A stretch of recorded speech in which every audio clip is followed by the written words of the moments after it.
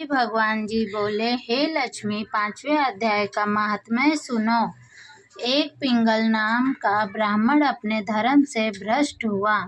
वह कुसंग से बैठ मछली मांस खाता, मदिरा पान करे, जुआ खेले। तब उस ब्राह्मण को भाई चारे में से छेक दिया। तब वह किसी और नगर में चला गया।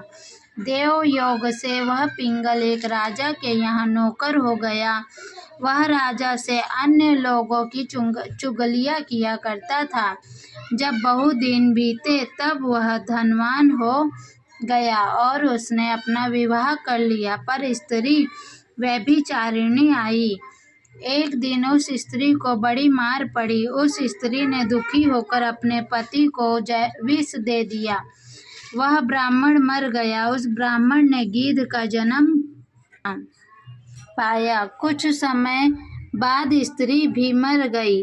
उसने तोते का जन्म पाया। तब वह एक तोते की स्त्री हुई। एक दिन उस तोती ने तोते से पूछा, हे तोते, तूने तोते का जन्म क्यों पाया? तब उस तोते ने कहा, हे तोती, मैं अपने पिछले जन्म की बातें सुनाता हूँ। मैं पिछले जन्म में ब्राह्मण था, अपने गुरु की आज्ञा नहीं मानता था। मेरा गुरु बड़ा विद्वान था, उसके पास और विद्यार्थी रहते थे। सो गुरु जी किसी और विद्यार्थी को पढ़ावे, मैं उनकी बात में बोल पड़ता था।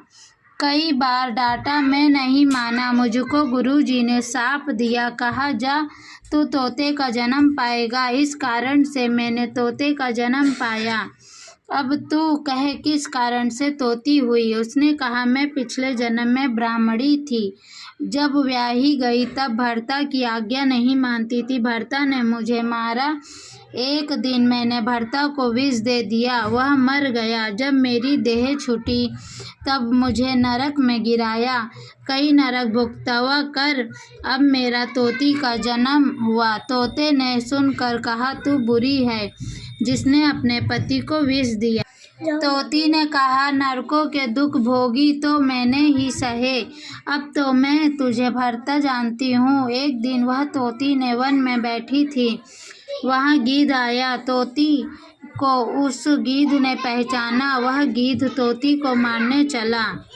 आगे तोती, पीछे गीध। जाते जाते तोती एक शमशान भूमि में थक कर गिर पड़ी।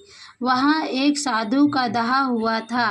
साधु की खोपड़ी वर्षा के जल से भरी हुई पड़ी थी। वह उसमें गिरी। इतने में गीध आया और तोती को मारने लगा।